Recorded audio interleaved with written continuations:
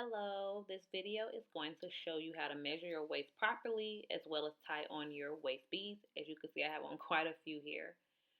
So the first thing you'll need is your measuring tape, and we always measure with the inches side of the measuring tape. You also want to move any clothing out the way. So I am going to tuck my shirt in here to get it out of the way.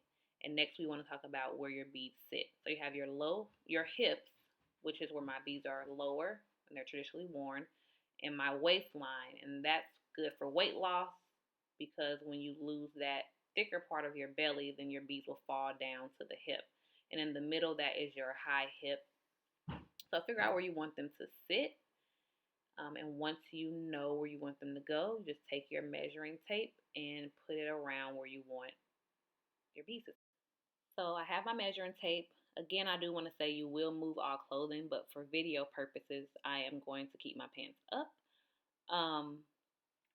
But yes, so you're going to take your tape and wrap it around your waist exactly where you want your beads to sit on your waist or hip. So you bring it around, and where the zero or the silver portion meets will be your measurement. Do this a few times to make sure you have an accurate measurement. You should have your beads, and the first thing you do when you come out the package is inspect them, make sure everything is right, there's nothing broken, nothing missing. And so what you'll need for this step is your beads, some scissors, sharp scissors, and a bowl to catch your beads once you cut them, once you tie them on. So as you inspect them, one thing you'll notice at the end of all your strands will be a slip knot. And so I'm going to show you that here.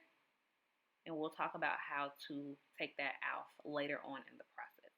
So now you're just going to take the strand and put it around your waist exactly where you measured when you sent in your measurements. Make sure it's right. Make sure it's not tucked in any rolls in the back or anything like that. Make sure it's flat. And the first thing I do is kind of cross it over. And then once I've crossed it over, and you're doing this very slow, you keep checking just to make sure it's in the right place.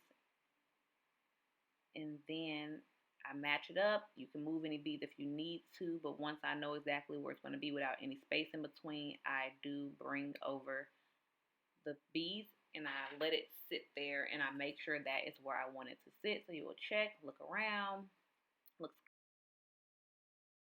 So I don't have any room here left to tie, as you can see, and that's where the slip knot comes in handy.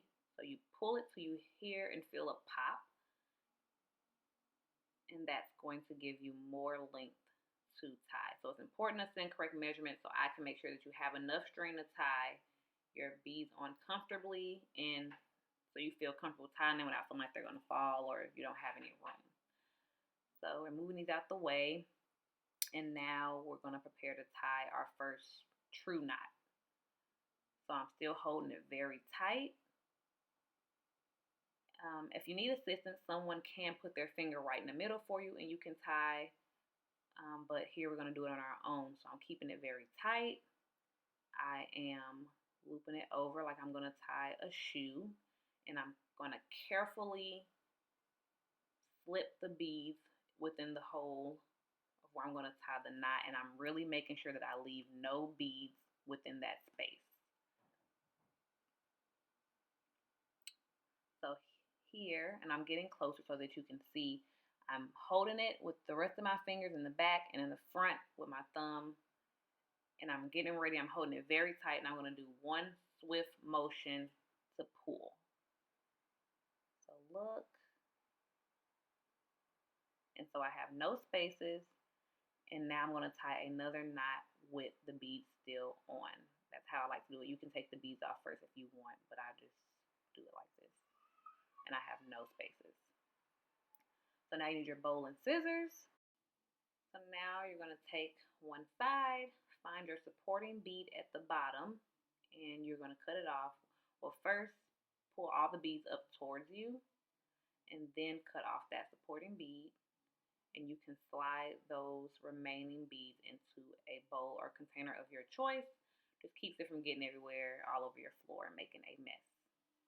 So now we're going to just tie another knot with all 4 of the strings. You should have 2 on each side. I did a surgeon's knot. And now I'm going to separate it and tie the top 2. Again, a surgeon's knot, which means I loop it twice before I pull it. So now I'm just going to take all 4 strands again, do 1 to 2, depending on how I feel. Final knots, again, a surgeon's knot. You can look it up. And I am going to cut after that right in front of my knot. Sure not to cut my knot. And now your strands are on. Thank you for watching, and hopefully this video helps you with your tying. It definitely takes some practice, and if you need help, you need help. Don't be afraid to ask someone around you too.